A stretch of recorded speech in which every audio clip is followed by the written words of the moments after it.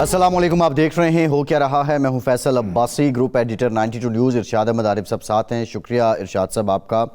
بانی P T I سے ان کی ہمشیرہ عظمیٰ خان کی ملاقات ہوئی ہے اور بانی پی ٹی آئی کے وکیل سلمان صفدر بھی ان کے ہمراہ تھے۔ تقریباً ایک مہینے کے وقفے کے بعد یہ ملاقات ہوئی ہے اور عظمیٰ خان نے بتایا ہے کہ عمران خان مکمل طور پر تندرست ہیں، صحت یاب ہیں۔ باقی باتیں جو ان کے ساتھ ہوئی ہیں اپنی بہنوں کے ساتھ مشاورت کے بعد وہ میں کروں گی۔ اس سے پہلے یہ بھی خبریں آئی تھیں کہ یہ جو ملاقات ہے یہ ملاقات اس یقین دہانی پہ کروائی جا رہی ہے کہ ملاقات کے بعد آ کے ملاقاتی کسی قسم کی کوئی سیاسی گفتگو نہیں کریں گے۔ پاکستان تحریک انصاف کی طرف سے آج احتجاج کی کال بھی تھی اور بالخصوص اڈیالہ جیل اور اڈیالہ روڈ پہ پاکستان تحریک انصاف کے کارکن نکلے بھی، لیکن پہلے ہی حکومت اور ملاقاتیوں کے بیچ معاملات طے ہو چکے تھے۔ دوسری بڑی ڈیولپمنٹ یہ ہے کہ ایک جانب ملاقات ہو گئی، دوسری جانب جو اسپیکر قومی اسمبلی کی طرف سے اپوزیشن کو مذاکرات کی دعوت دی گئی ہے اس پر جو یقین دہانی کروائی گئی ہے بیرسٹر گوہر کی طرف سے کہ ہم پارلیمان پر حملہ آور نہیں ہوں گے۔ اب بظاہر درجہ حرارت تو ابھی بھی عروج پر ہے، لیکن کیا یہ بتدریج کم ہوگا اور یہ کوششیں، یہ کاوشیں دونوں جانب سے اب کی بار کتنی سنجیدہ ہیں؟ کیا واقعتاً حکومت جو ہے وہ مذاکرات کرے گی پارلیمان کے فلور پہ اپوزیشن کے ساتھ، اور اپوزیشن روایتی طور پر جو موقف اپناتی تھی کہ یہ بے اختیار حکومت ہے اس سے پیچھے ہٹے گی؟ یہ بنیادی نقطہ ہے، اس پر آج کے پروگرام میں گفتگو کریں گے۔ 27ویں آئینی ترمیم کے بعد جوڈیشل کمیشن کا آج پہلا اجلاس ہوا ہے اور اس میں سندھ ہائی کورٹ کے لیے جسٹس ظفر راجپوت ہیں، انہیں چیف جسٹس مقرر کیا گیا ہے۔ اسی طرح بلوچستان کے لیے جسٹس کامران ملا خیل ہیں، وہ چیف جسٹس ہوں گے، اور جسٹس میاں گل حسن زیب کو مستقل جج بطور سپریم کورٹ ان کی منظوری دی گئی ہے۔ ساتھ ہی ساتھ جو اس وقت پاکستان میں سب سے زیادہ زیر بحث موضوع ہے، ایک جانب تو کراچی میں 3 سالہ بچے کا مین ہول میں گر جانا، اس کی شہادت ہے، اور دوسری جانب جو پنجاب کی جانب سے اقدامات کیے گئے، ٹریفک قوانین تبدیل کیے گئے، پھر ان پہ جب عمل درآمد شروع ہوا تو لاہور ہائی کورٹ کی جسٹس عالیہ نیلم صاحبہ کی طرف سے جو کم عمر سوار ہیں ان کو جو ہے وہ وارننگ چالان جاری کرنے کا آج ہدایات دی گئی ہیں۔ مریم نواز نے بھی اس بات کا نوٹس لیا ہے اور کم عمر ڈرائیورز کو وارننگ چالان دینے کا کہا گیا ہے۔ لیکن یہ بنیادی مسئلہ کیا ہے؟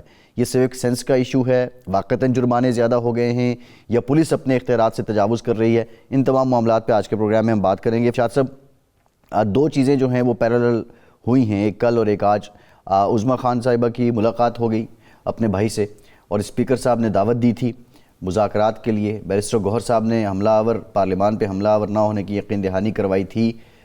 یہ واقعتاً کوئی پولیٹیکل ڈائلاگ کا گراؤنڈ بن رہا ہے یا یہ کوئی غیر معمولی پیش رفت نہیں ہے آپ کی نظر میں؟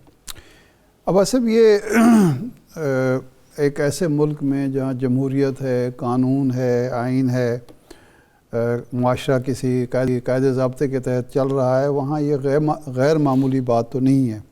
لیکن اس لیے یہ مسائل یہاں کھڑے ہوتے ہیں کہ خواہ وہ حکومت ہو خواہ اپوزیشن ہو، جو رولز آف گیم ہیں جمہوریت کے، پارلیمانی نظام کے، ان کی پرواہ نہیں کرتی، ان کا لحاظ نہیں کیا جاتا۔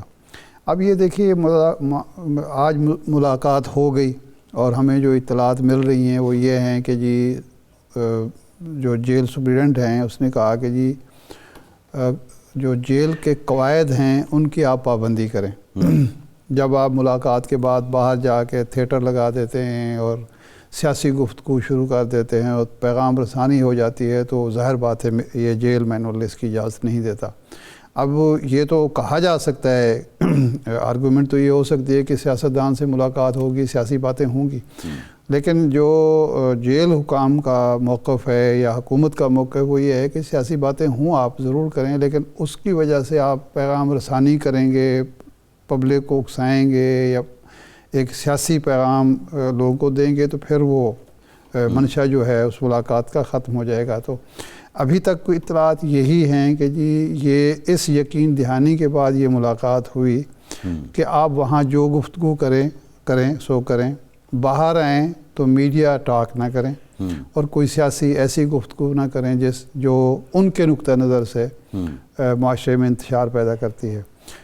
اب اگر یہ سلسلہ جاری رہتا ہے تو یقینی بات ہے کہ یہ ملاقاتیں پھر ایک روٹین کے تحت ہوتی رہیں گی اور یہ اچھی بات ہے. لوگوں کو ان کی خیریت معلوم ہوتی رہے گی, ان کو باہر کے حالات معلوم ہوتے رہیں گے خان صاحب کو. اور پھر جو حکومت کو شرمندگی اٹھانی پڑتی ہے, ندامت اٹھانی پڑتی ہے کہ جی دیکھیں جی یہ کون سی جمہوریت ہے جس میں ایک قیدی کے حقوق کا خیال نہیں رکھا جا رہا, تو اس سے بھی حکومت بچ سکتی ہے. تو اس کو میں تو خوش آئند عمل قرار دوں گا اگر دونوں طرف سے پاسداری ہوتی ہے. حکومت اس کو مسئلہ انا کا نہ بنائے, اور حکومت اس کو مسئلہ یہ نہ بنائے کہ جی خان صاحب کو ہم تنہائی میں رکھ کے اور ان کا رابطے ختم کر کے ایک لحاظ سے بڑی وکٹری حاصل کر رہے ہیں, یا اگر وہ ان کا کوئی پیغام مل گیا تو ہماری چولیں ہل جائیں گی, یہ نہ سمجھے. پیغامات آتے ہیں جاتے ہیں تو کچھ بھی نہیں ہوتا, کیا ہو گیا ہے. تو اسی طرح جو خان صاحب ہیں یا ان کے فالورز ہیں, ان کو بھی یہ سوچنا چاہیے کہ اگر میل ملاقات جاری رہتا ہے, خیریت عوام کو معلوم ہوتی رہتی ہے, عوام تک آپ کی بات ضروری ہے کہ آپ وہاں جیل کے سامنے کھڑے ہو کے ہی وہ اسلام آباد میں بھی آگے آپ بات کر سکتے ہیں, کر کے ہی کریں, اگلے روز کر سکتے ہیں, ہو سکتا ہے کوئی کئی طریقے ہو سکتے ہیں. دوسرا دیکھیں نا انڈین میڈیا, افغان میڈیا نے جو واویلا کیا, مطلب ایک کتنے بڑے انتشار کی جانب وہ دھکیل رہے. یہ تو شکر خدا کا کہ آج عظمیٰ خان صاحبہ نے بتایا کہ وہ بالکل تندرست ہیں, مکمل طور پہ صحت یاب ہیں. انہوں نے کہا تو ظاہر ہے تشفی ہوئی ہوگی ان کے کارکنان کی بھی, ان کے چاہنے والوں کی بھی, عوام کو بھی اطمینان ہوا کہ پاکستان کا ایک سیاسی لیڈر جو ہے وہ مکمل صحت یاب ہے, خیر و عافیت سے ہے. تو میرا خیال ہے کہ اب دونوں طرف سے جو ایک برف پگھلی ہے یا جو ایک اچھا آغاز ہوا ہے اس کو جاری رکھنا چاہیے, بجائے اس کے کہ کسی نہ کسی بہانے پھر اس کو روک دیا جائے. اسپیکر صاحب نے جو کل بات کی ہے, حکومت کو بہرحال یہ سمجھنا چاہیے کہ اس طرح کے ہتھ کنڈوں سے اس کی نہ نیک نامی ہوتی ہے نہ اس کو کوئی سیاسی فائدہ ہوتا ہے. یہ تو ایک صحیح ہے. اور جو اسپیکر صاحب نے کل دعوت دی ہے, کیونکہ دیکھیں پچھلے جو 72 گھنٹے اگر ہم دیکھیں, ایک اور بھی خبر سامنے آئی کہ گورنر کے پی تبدیل ہو رہے ہیں, گورنر رول کی بات ہو رہی ہے, گورنر رول لگایا کیسے جاتا ہے, اس بارے میں جو باتیں ہیں وہ شروع ہو چکی تھیں. پھر اسپیکر صاحب نے کل جو ہے آل دا اپوزیشن لیڈر کی نامزدگی نوٹیفائی ابھی تک انہوں نے نہیں کی ہے, لیکن دعوت دی ہے کہ آپ آئیں ہم سے بات کریں. کیا اب اس دعوت اگر سنجیدہ نہیں بھی ہے تو پی ٹی آئی کو حکومت کو ایکسپوز کرنے کے لیے بھی اپنا رویہ سنجیدہ کرنا ہوگا؟ دیکھیں نا, پہلے جب پی ٹی آئی مذاکرات کی میز پر چلی گئی اور پھر ان کی ملاقات نہیں کرائی گئی تو پوائنٹ سکورنگ کا موقع پی ٹی آئی کو ملا تھا. اب بھی اگر مذاکرات کی دعوت مشروط نہیں ہے کہ جی آپ مذاکرات کریں گے تب ملاقاتیں کروائیں گے یا فلاں چیز ہوگی, وہ نہیں ہے, تو مذاکرات غیر مشروط طور پر بیٹھ جائیں. اور اگر حکومت کوئی چیز نہیں مانتی یا ان کی بات نہیں سنتی یا ان کی ایون ملاقات بھی نہیں کرا پاتی تو حکومت ایکسپوز ہوگی. لیکن جب بھی سیاستدان مل بیٹھتے ہیں تو کچھ نہ کچھ بریک تھرو ہوتا ہے, کچھ نہ کچھ فائدہ عوام کو بھی ملتا ہے, سیاسی جماعتوں کو ملتا ہے, سیاستدانوں کو سپیس ملتی ہے. تو میرا خیال ہے اس طرف پی ٹی آئی کو آنا چاہیے, اور حکومت کو بھی. حکومت دیکھیں نا, حکومت بھی تو یہ مانتی ہے, نجی محفلوں میں آپ کو ہم دوست جب ملتے ہیں تو وہ تو خود یہ مانتے ہیں کہ ان کی سپیس بھی کم ہوئی ہے. جی, تو ان کو بھی سپیس اسی طرح ہی ملے گی نا. اپوزیشن کو ساتھ ملا کے یا اپوزیشن سے مل بیٹھ کے ہی وہ اپنی سپیس واپس لے سکتے ہیں. جی درست بات ہے, جس کا وہ گلہ کرتے ہیں نجی محفلوں میں. اب معاملہ یہ ہے کیونکہ اس وقت یہ جو سارا سلسلہ ہے, سہیل آفریدی وزیر اعلیٰ کے پی کے وہ بڑا کلیدی کردار ہیں, اور پی ٹی آئی تو ببانگ دول کہتی ہے جی ہمیں تو لوگوں نے, عوام نے ووٹ ہی اسی لیے دیا ہے کہ ہم بانی کو رہا کروائیں, باقی کام شام پہ تو وہ بات ہی نہیں کرتے, وہ اس کو سیکنڈری رکھتے ہیں. شمالی وزیرستان میں آج ایک اور افسوسناک واقعہ ہوا, نوجوان اسسٹنٹ کمشنر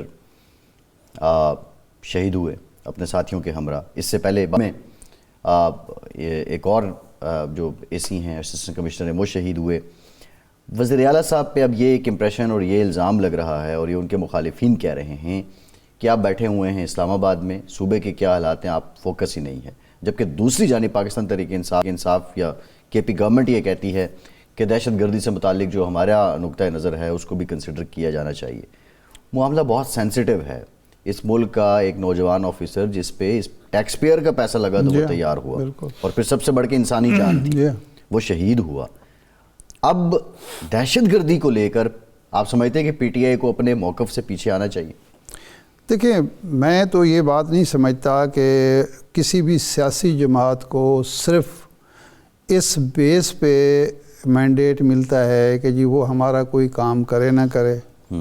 دیکھیں، حکومت اور حکمرانی کا جو بنیادی فریضہ ہے، یہ حکومت کا ادارہ کیوں وجود میں آیا کہ ہر شخص اپنا تحفظ خود نہیں کر سکتا، اور ہر شخص اپنے جو ڈیولپمنٹ ہے، اپنی خوشحالی ہے، اپنی ترقی ہے، اس کے لیے سارے وسائل خود نہیں کر سکتا۔ ایک ادارہ ہونا چاہیے ریاست کی شکل میں، حکومت کی شکل میں، جو اس کو تحفظ فراہم کرے، تعلیم کے لیے، صحت کے لیے، روزگار کے لیے یکساں مواقع فراہم کرے، انصاف فراہم کرے۔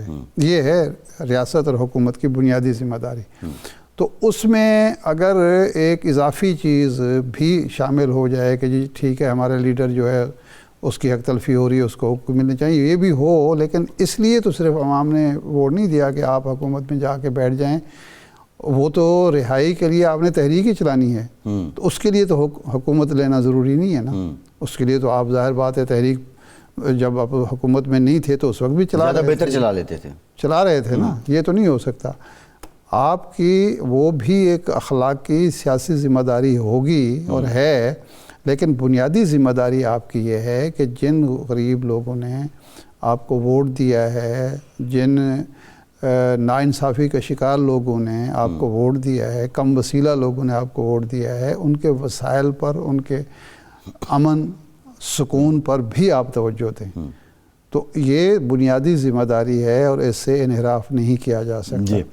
اب ہیں ان کے مسائل، ان کی ضرورتیں جو وابستہ ہیں وفاق سے، وفاقی حکومت سے، ریاست سے، اس میں انصاف ہونا چاہیے۔ اس میں یہ نہیں ہونا چاہیے کہ جناب چونکہ ہم پنجاب کو تو یہ سہولتیں فراہم کریں گے، یہ وسائل فراہم کریں گے جو اس کا حق ہے اور ہونی چاہیے، سندھ کو بھی دیں گے، بلوچستان کو بھی دیں گے، لیکن کے پی کو نہیں دیں گے۔ اب یہ پرسوں این ایف سی کی میٹنگ ہو رہی ہے اور اس میں خوشائن بھی ہے، وزیر اعلیٰ نے کہا ہے کہ میں اس میں شرکت کروں گا، اور اس میں ایک جو کردار گورنر کے پی کا رہا ہے وہ ہمیشہ سے ایک بات کرتے رہے ہیں کہ صوبے کے حق کے لیے مل کر وفاق سے مطالبات کرتے ہیں، کیونکہ این ایف سی آپ کیا سمجھتے ہیں ارشاد صاحب، پیپلز پارٹی کا اپنا نقطہ نظر ہے 27ویں ترمیم کے بعد 28ویں ترمیم کی کچھ شکیں رول بیک کرنے کی باتیں بھی بہت زور و شور سے ہو رہی ہیں، کیا اس این ایف سی میں یا اس وقت جو معاملات لگ رہے ہیں پیپلز پارٹی صوبوں کے حق کے معاملے میں اور پی ٹی آئی ایک لائن پہ جاتی نظر آ رہی ہے؟ اس پہ ان کا کوئی کنسورشیم ٹائپ ہی کوئی سامنے آ سکتا ہے، یہ تلخی اتنی ہے کہ دوری ہی رہے گی؟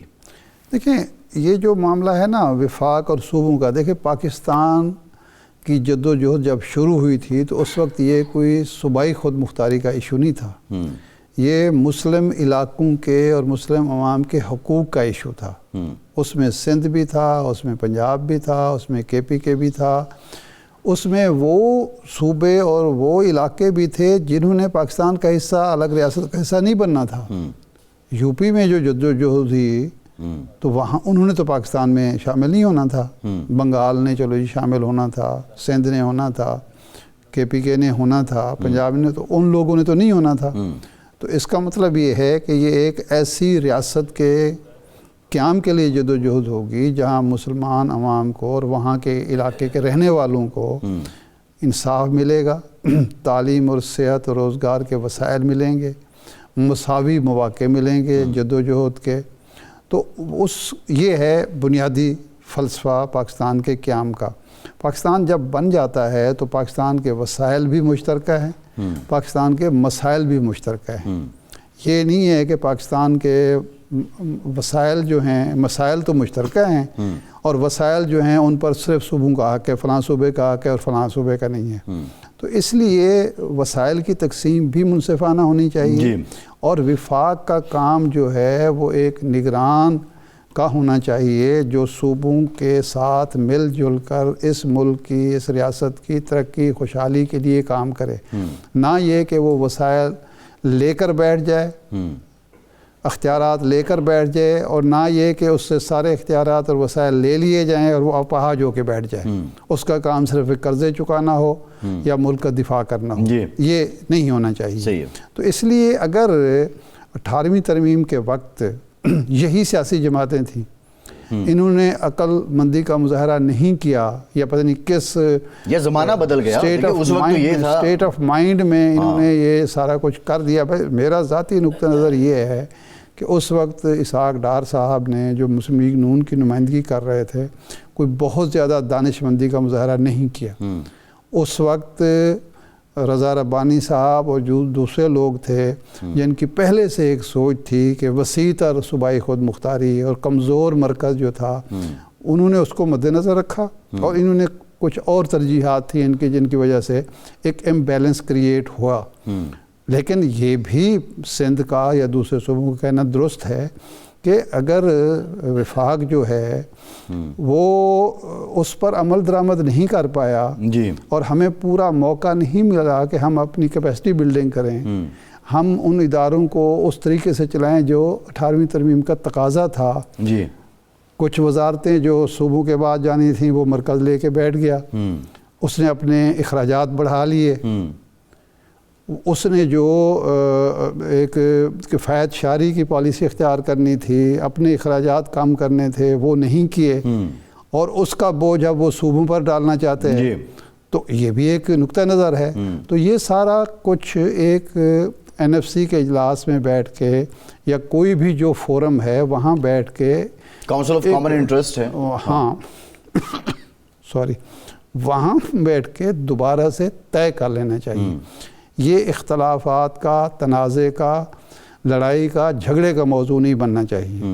اگر وفاق کمزور ہوگا تب بھی صوبے کمزور ہوں گے، اگر صوبے کمزور ہوں گے تب بھی وفاق مضبوط نہیں ہوگا۔ دونوں ایک دوسرے پر ڈیپینڈنٹ ہیں، اور دونوں ہی کا مقصد سیاسی جماعتوں کا، پارلیمنٹ کا، صوبائی حکومتوں کا، صوبائی اسمبلیوں کا مطمع نظر صرف ایک ہونا چاہیے: مضبوط خوشحال پاکستان، مضبوط خوشحال پاکستانی عوام۔ تو اس کے لیے کوشش ہونی چاہیے۔ بالکل ٹھیک ہے۔ کوئی مسئلہ نہیں۔ ایک کویسچن یہ ہے، اس دن ہم بات کر رہے تھے، شیر افضل مروت صاحب بھی ایک بات کر رہے تھے کہ جو NFC ہے اس میں جو گرانٹس جاتی ہیں اس کی ریگولیٹر کوئی نہیں ہے، یہ بھی ایک کویسچن ہے۔ پھر وہ گراؤنڈ لیول تک ان کا پہنچتی نہیں ہے۔ گراؤنڈ سے مراد یہ ہے کہ وہ ڈویژن تک، ضلع تک، جس طرح اگر وفاق سے پورا حصہ صوبے لے رہے ہیں تو پھر اسی طرح ڈویژنز کو بھی چاہیے کہ وہ اپنے دارالخلافے سے پورا حصہ لیں، ایک یونین کاؤنسل تک وہ پہنچے۔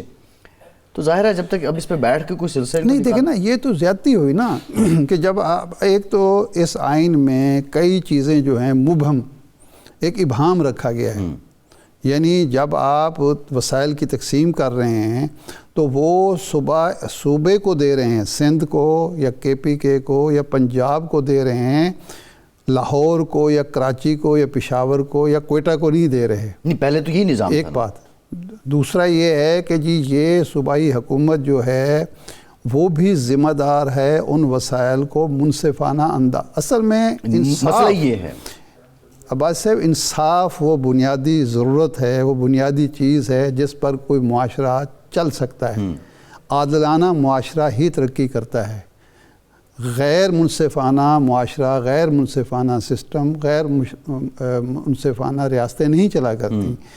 جہاں بھی آپ دیکھیں کہ انصاف کا مسئلہ ہوگا کہ وہ وسائل مرکز بھی منصفانہ انداز میں تقسیم کرے، پھر صوبے بھی اس کو منصفانہ انداز میں تقسیم کریں، اور صوبے کی جو اکائیاں ہیں، ڈویژن ہیں، اضلاع ہیں، وہاں جو لوگ بیٹھے ہیں وہ بھی اس کو منصفانہ انداز میں تقسیم کریں۔ جہاں MP MNA سمجھیں کہ نہیں جناب یہ تو ہمارا حق ہے اور وہ بلدیاتی اداروں کو مضبوط نہ ہونے دیں، تو وہاں کہاں انصاف ہوگا اور کیسے ترقی ہوگی؟ دوسرے ارشاد صاحب، ایک کامن سی دیکھیں، پرائم منسٹر کا یا چیف ایگزیکٹو کا، وزیر اعلیٰ کا جو ثوابدیدی فنڈ ہے اس کا کوئی آڈٹ نہیں ہوتا، تو NFC بھی وفاق سے وہ پیسہ جا رہا ہے جس کا کوئی ریگولیٹری نہیں ہے، کوئی وہ ثوابدیدی فنڈ جیسا ہی ہے۔ جتنا پیسہ جاتا ہے اس کا آڈٹ ہر سال ہونا چاہیے، اور یہ جو ادارے ہیں، آڈیٹر جنرل کا ادارہ ہے، یہ ہے وہ ہے، وہ عوام کے سامنے رپورٹیں آنی چاہیے، پتہ چلنا چاہیے کہ جناب والا وہ وسائل جو تقسیم ہوئے یا خرچ ہوئے ہیں وہ کس قدر عوام کی فلاح و بہبود پر خرچ ہوئے ہیں، کس قدر جو ہیں MNAs, MPAs, bureaucrats کی گاڑیوں پر، ان کی عیش و عشرت پر، ان کے جو اخراجات عیاشانہ قسم کے اخراجات ان پر خرچ ہوئے ہیں، پتہ چلنا چاہیے کہ ایک یہاں تو یہ مذاق ہوتا ہے کہ ایک ادارہ ہے، اس کو وسائل مل رہے ہیں، وہ جس مقصد کے لیے بنا ہے وہ مقصد کے لیے ٹکا نہیں ہے، وہ صرف تنخواہوں پر ہی پیسہ سارا خرچ ہو رہا ہے۔ بالکل تنخواہوں کے لیے تو وہ پیسہ نہیں دیا گیا نا۔ جی درست بات ہے۔ بریک لیتے ہیں، بریک کے بعد واپس آتے ہیں، مزید گفتگو کریں گے، ہمارے ساتھ رہیے۔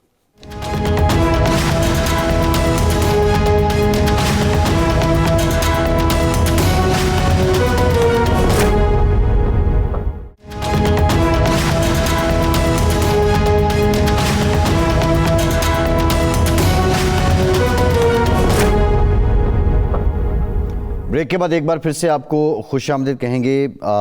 حکومت کا موقف کیا ہے اس بارے ہم جانیں گے کہ جو حکومت ہے وہ کیا رائے رکھتی ہے۔ آج جو ملاقات ہوئی ہے اور جو اسپیکر صاحب نے دعوت دی ہے اپوزیشن کو مذاکرات کی، ارشاد صاحب ایک اور معاملہ ہے۔ ویسے تو کرائسس جو ہے وہ سیوک ایجوکیشن کا، سیوک سینس کا ہے، انفارچونیٹلی ہمارے ہاں نصاب کا حصہ بھی اس طرح نہیں ہے۔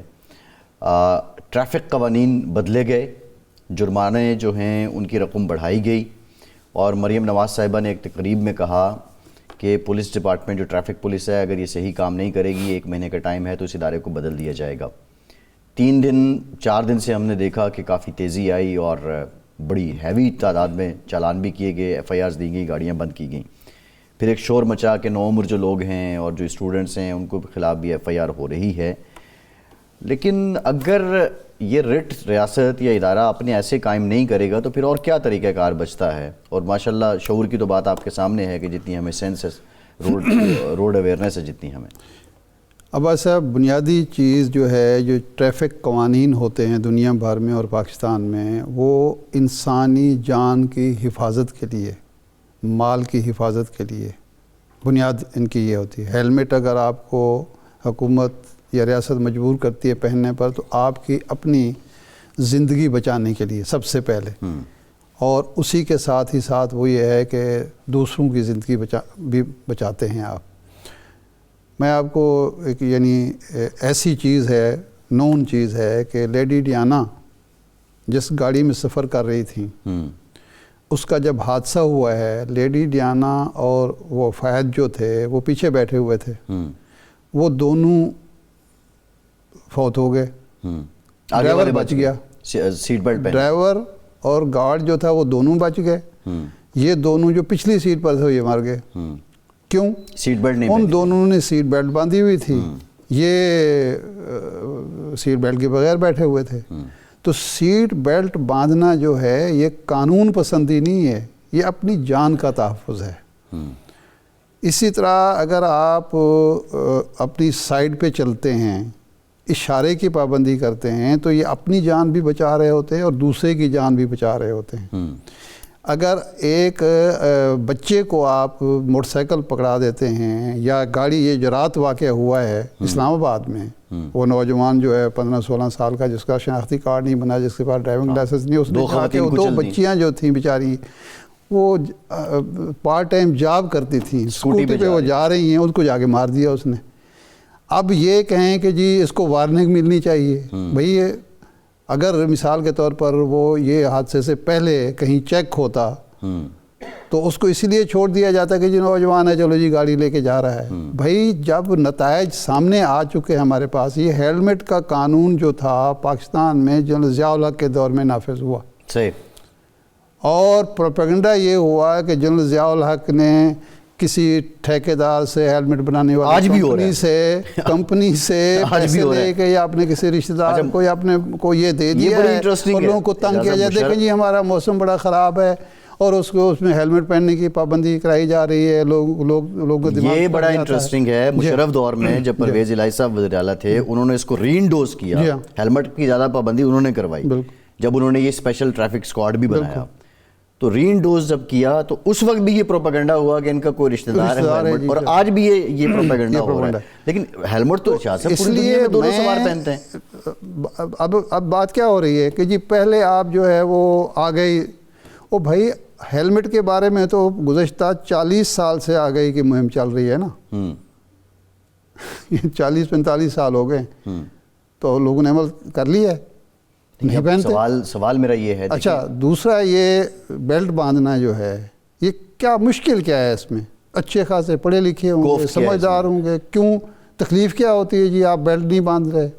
یہ جو اشارہ ہم کاٹتے ہیں اور ہم مخالف سمت پہ جہاں سے آنے والی ٹریفک ہے ہم اس میں جا رہے ہوتے ہیں، تو ہمیں پتہ نہیں ہوتا کہ اس سے ہم اپنی جان کو بھی خطرہ ہے۔ اب آپ دیکھیے چھوٹے سے بچے کو گود میں بٹھایا ہوا ہے، موٹر سائیکل چلاتے جا رہے ہیں، تو اس لیے یہ تو ہیں عذر لنگ، لیکن یہ تجربہ بھی کر لیں۔ چیف جسٹس صاحبہ کا حکم ہے 1 مہینے کے لیے آگاہی مہم چلا لیں، پھر دیکھ لیں۔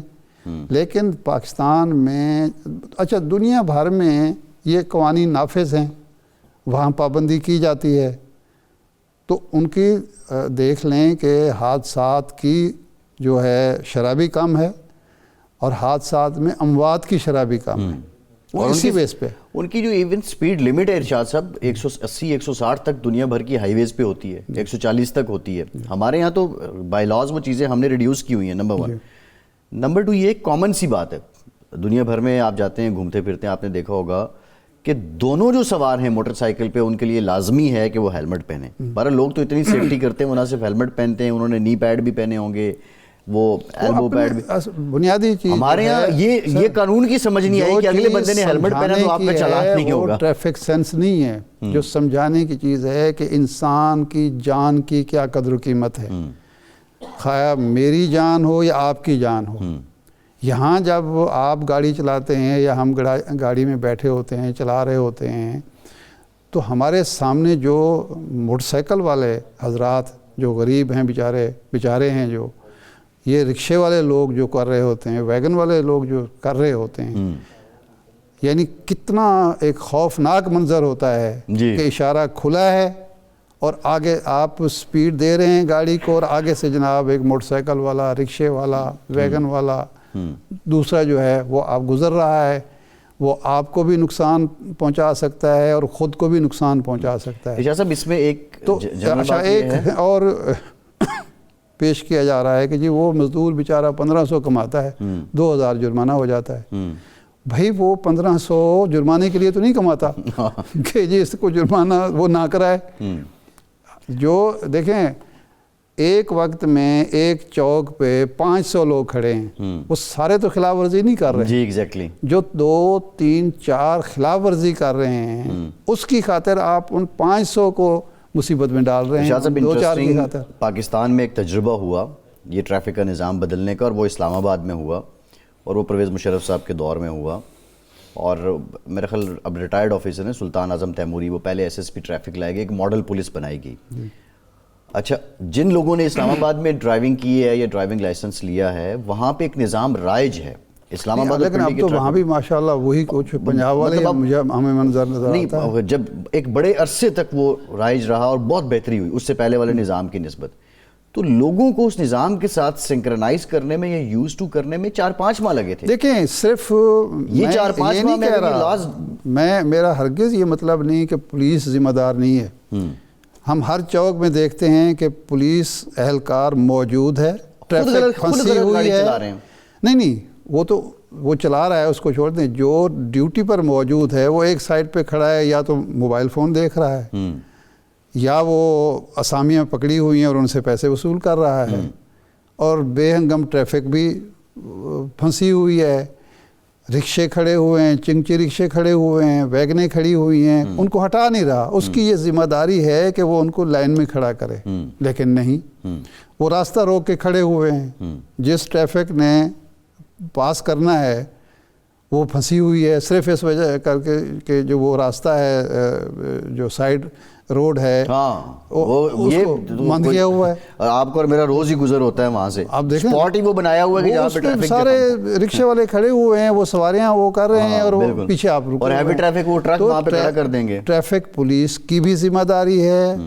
IG پولیس کو، DIG ٹریفک کو، جو CTO صاحب ہیں ملک بھر میں، صرف میں لاہور کی بات نہیں کر رہا، ان کو بھی ذمہ داری کا ثبوت دینا چاہیے، وہ بھی اس کو آمدنی کا ذریعہ نہ بنائیں، جو ہمیشہ ہمارے یہاں ہوتا ہے کہ یہ پولیس اہلکار کوئی قانون بنتا ہے وہ چلو جی اس کی بنیاد پر چلو جی ان کی دہاڑی لگنا شروع ہو جاتی ہے. دہاڑی نہ لگائیں. منصفانہ انداز میں ٹریفک قوانین کی پابندی ہونی چاہیے. اگر کسی کو اعتراض ہے تو 1 مہینہ دے دیں. جہاں اتنا عرصہ گزر گیا 1 مہینہ اور بھی گزر سکتا ہے. مریم صاحبہ آرڈر جاری کریں کہ جی آج 2 دسمبر ہے، 31 دسمبر تک آگہی مہم چلے گی. اخبارات کو اشتہارات دیں، ٹی وی چینلز پر اشتہارات دیں، سوشل میڈیا پر مہم چلائیں، لوگوں کو ویسے بھی آگاہ کریں. ہر چوک میں کھڑے یہی اہلکار جو ہیں کوشش کریں. یکم سے پھر کوئی کسی کو رعایت نہیں ہوگی، خواہ وہ کم عمر ہو، خواہ وہ مزدور ہو، خواہ وہ جج ہو، خواہ وہ کوئی اور طاقتور ہو. کوئی گاڑی جو ہے بڑی گاڑی نہیں چھوڑی جائے گی، چھوٹی گاڑی نہیں چھوڑی جائے گی. اور لوگوں کو یہ احساس دلانے کی ضرورت ہے کہ آپ کی زندگی قیمتی ہے. سب سے قیمتی چیز نہ آپ کی گاڑی ہے، نہ آپ کا رکشہ ہے، نہ آپ کا روزگار ہے. روزگار بھی آپ کی جان کے ساتھ ہوگا، زندگی کے ساتھ ہوگا. تو یہ احساس دلانے کی ضرورت ہے کہ سب سے قیمتی چیز زندگی ہے، آپ کی جان ہے. اور یہ سارے جو اہتمام ہم کر رہے ہیں یہ آپ کے لیے کر رہے ہیں، یہ جرمانے وصول کرنے کے لیے نہیں کر رہے. تو یہ ایک سسٹم بنا دیں تو پھر کسی کو اعتراض نہیں ہونا. کیمپینز یونیورسٹی، اسکول، کالجز میں جائیں، ذمہ داریاں لگائیں سی ٹی اوز کی کہ انہوں نے جا کے لوگوں کو بتانا ہے، ٹریننگز دینی ہے، اس کو پراپرلی چلائیں. اگر کیونکہ اب مسئلہ تو یہ نہیں پراپر بھی چلائیں اور منصفانہ کا میں لفظ اس لیے استعمال کروں، یہ نہ ہو پتہ چلے کہ جناب فلاں صاحب جیسا کراچی میں ہوا نا کہ فلاں صاحب تو چھوٹ گئے، ان کا تو جرمانہ واپس ہو گیا. وہ 1 لاکھ روپے جو جرمانہ ہوا تھا وہ کیوں واپس ہو گیا؟ ابھی کس بنیاد پر واپس ہو گیا؟ جب کراچی کے انسیڈنٹ کا ذکر کریں گے، لیکن یہ بھی تو دیکھیے بہت بڑا المیہ رہا ہے کہ ہمارے ہاں نصاب میں پرائمری اور سیکنڈری میں سیوک ایجوکیشن کا سبجیکٹ ہی نہیں ہے. جو آپ نے سڑک پہ چلنا کیسے ہے، دیگر مخلوقات سے کیسے بیہیو کرنا ہے. دنیا کے مہذب ترین جاپانی جو ہیں قوم سمجھے جاتے ہیں، اس لیے کہ ان کے جو اسکول ہیں وہ صرف گھر میں رہنے کے آداب تک اسکول میں سکھائے جاتے ہیں، کھانے پینے کے آداب وہاں اسکول میں سکھائے جاتے ہیں، ٹریفک کے آداب اور قوانین اسکولوں میں سکھائے جاتے ہیں. یہ ساری چیزیں جب بچہ اسکول سے اور پھر گھر میں والدین بھی وہ ظاہر اسی طرح کی تربیت یافتہ ہوتے ہیں، یہ ہوتے ہیں تو ایک مہذب قوم وجود میں آتی ہے جو قانون پسند ہوتی ہے. یہاں ہم قانون شکن قوم بن چکے ہیں جی بالکل معذرت کے ساتھ. تو کہاں گھر میں کوئی تربیت نہیں ہے. ایک بچہ باہر نکلتا ہے، کوئی بیل ہوئی ہے، وہ کہتے ہیں ابو سے کہو کہ میں آیا ہوں، ابو کہتے ہیں جا کے کہو ابو گھر نہیں ہے. یہ ہم تربیت کر رہے ہیں. بعض مان کے سچے ہوتے ہیں، وہ کہتے ہیں ابو کہہ رہے ہیں میں گھر نہیں ہوں، ابو کہہ رہے ہیں کہ میں گھر میں. بالکل ٹھیک ہے. ایک بریک لیتے ہیں، بریک پس آئیں گے، ہمارے ساتھ رہیے.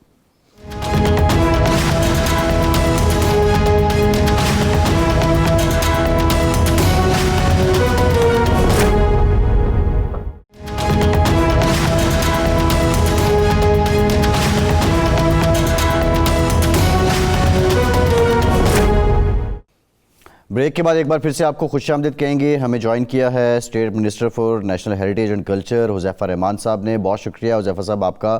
حذیفہ صاحب ملاقات آج ہو گئی ہے بانی پی ٹی آئی کی ان کی ہمشیرہ عظمیٰ خان صاحبہ سے، اور تقریباً 1 مہینے تک ایک جواز رہا پی ٹی آئی کے پاس حکومت کے خلاف تنقید کرنے کا اور حکومت پہ الزامات عائد کرنے کا کہ آپ ملاقات نہیں کروا رہے ہیں. ایون وہ تو یہ کہتے رہے کہ اس ملک میں کوئی آئین نہیں ہے.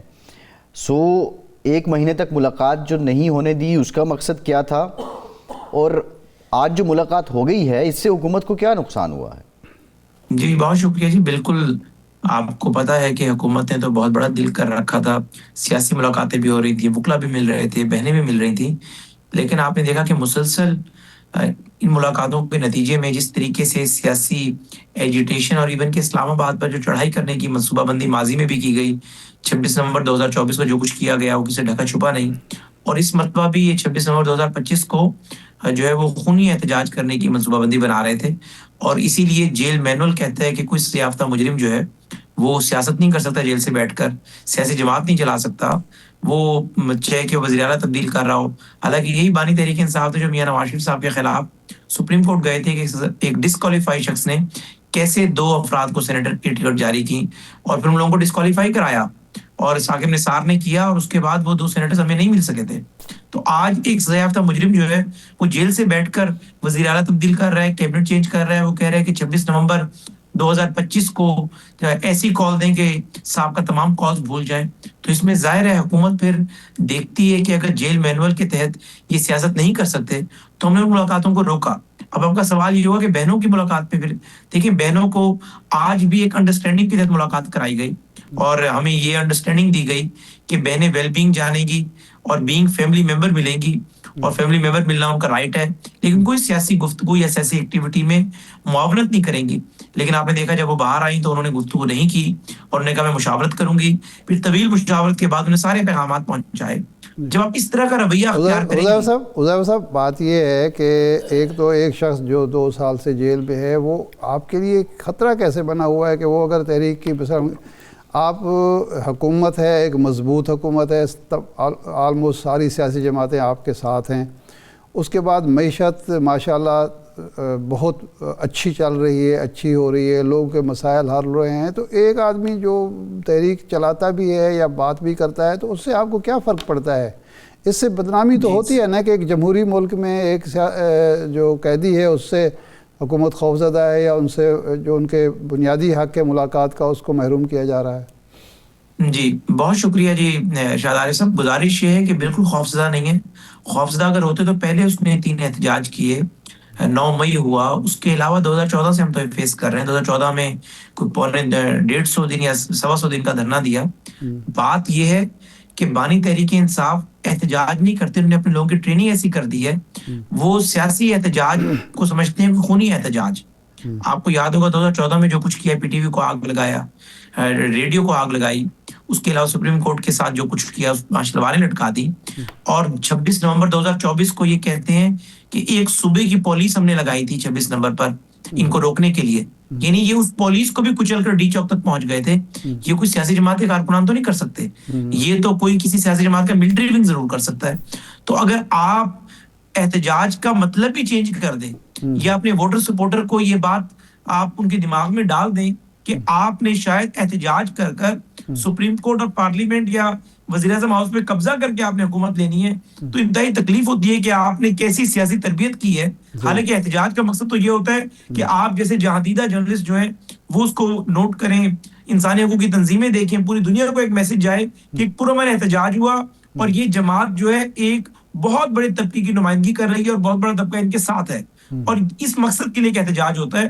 جمہوری ملکوں میں یہ نہیں ہوتا کہ آپ جو ہے وہ ملٹری ونگ بنا دیں یا اس طرح کے لوگ لے آئیں جو کہ مرو اور مار دو کی پالیسی پہ یقین کریں, جو ایک پورے صوبے کی حذیفہ صاحب بنیادی طور پہ دیکھیے یہ آپ جو بات کر رہے ہیں ظاہر آپ حکومت کا موقف دے رہے ہیں, لیکن جو فیڈرل منسٹر ہیں طارق فضل چودھری صاحب, انہوں نے کہا کہ نومبر میں پی ٹی آئی کی احتجاج کی منصوبہ بندی تھی اس لیے ملاقات نہیں کروائی گئی.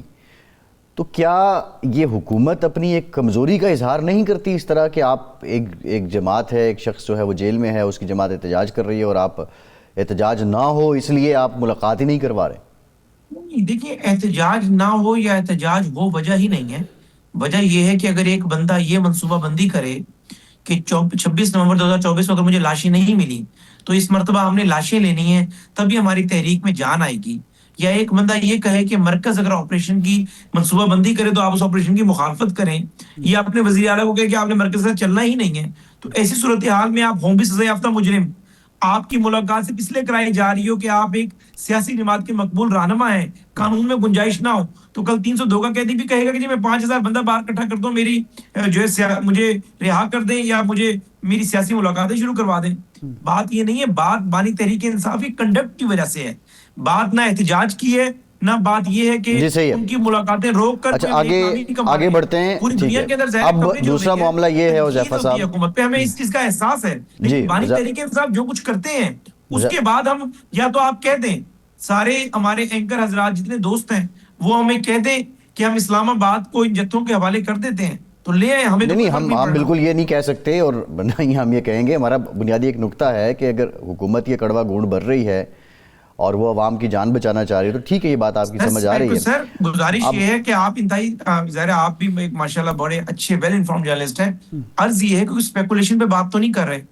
26 نومبر 2024 کو ہمیں چھوتے ہوئے گزری تھی, یعنی یہاں پر اس طریقے سے پلاننگ تھی, خون ریزی کی. اگر پی ٹی آئی کے لوگ شہید ہوتے تو ظاہر ہے وہ بھی ہمارے تھے. اچھا حذیفہ صاحب یہ بتائیے, حذیفہ صاحب ویسے حذیفہ صاحب پاکستان کی تاریخ میں کوئی ایسی ایک حکومت ہے آپ کی نظر میں جس نے اپوزیشن کے احتجاج کو پرامن سمجھا ہو یا کہا ہو؟ ہمیشہ میاں نواز شریف صاحب جب وہ عدلیہ تحریک میں یہاں سے جلوس نکال رہے تھے تو اس وقت بھی آصف زرداری صاحب کی حکومت یہی کہہ رہی تھی کہ یہ فساد کرنا چاہتے ہیں, فساد حملہ آور ہو رہے ہیں لاہور پر. تو یہ تو ہمیشہ ہوتا رہتا ہے. لیکن آگے چلتے ہیں, یہ فرمائیں کہ اسپیکر نے دعوت دی ہے پی ٹی آئی کو مذاکرات کی.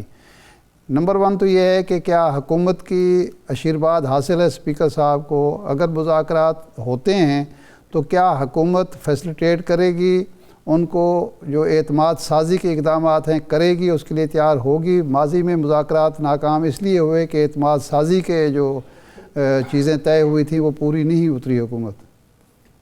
یہ شاہد صاحب مجھے اب لگتا ہے پتہ نہیں کیوں کوئی معلومات نہیں ہے, نہ کوئی خبر ہے کہ اب شاید تحریک انصاف مذاکرات کی میز پر آ جائے گی. اچھا اور تحریک انصاف کو بھی احساس ہو گیا ہے کہ مذاکرات سیاستدانوں سے ہی کرنا پڑیں گے, ٹھیک. اور یہ خوشائن بات ہوگی. اور اسپیکر صاحب نے اگر ایک دعوت دی ہے تو بالکل وزیر اعظم صاحب کی انہیں پوری آشیرواد حاصل ہے. میاں نواز شریف صاحب کی ان سے اجازت بھی لی ہے انہوں نے, being the member of the party اور بینگ دا اسپیکر, انہیں میاں نواز شریف صاحب کی پوری سپورٹ بھی حاصل ہے. اور انشاءاللہ تعالیٰ جو ماضی میں شکایت نہیں, اگر تحریک انصاف نے اس کا مثبت جواب دیا تو ہم چاہیں گے کہ چیزیں مذاکرات سے حل ہوں اور اسپیکر صاحب کو گورنمنٹ پورا اسسٹ کرے گی.